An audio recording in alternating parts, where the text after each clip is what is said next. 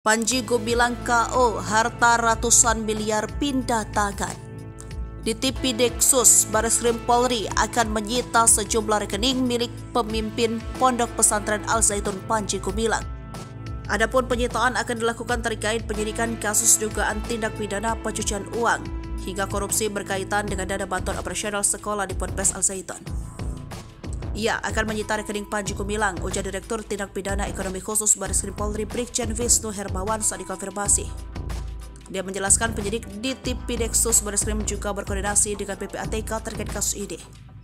Dari hasil koordinasi itu, menurut Wisnu, PPATK sudah melakukan pembekuan terhadap rekening dan saldo milik Panji.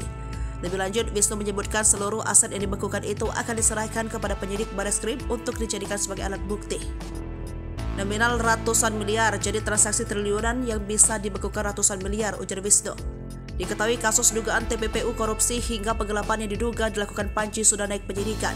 Hasil gelar perkara menyatakan Panji melakukan pelanggaran dugaan TPPU, tindak pidana korupsi, tindak pidana terkait yayasan, dan penggelapan dana.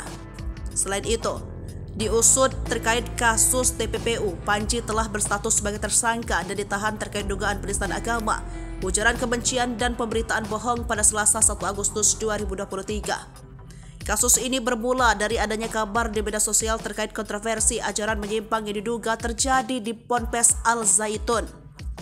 Atas perbuatan ini, Panji dijerat pasal 14 ayat 1 Undang-Undang Nomor 1 Tahun 1946 dan atau pasal 45A ayat 2, junto pasal 28 ayat 2 Undang-Undang ITE atau pasal 156A KUHP dengan ancaman maksimal 10 tahun penjara.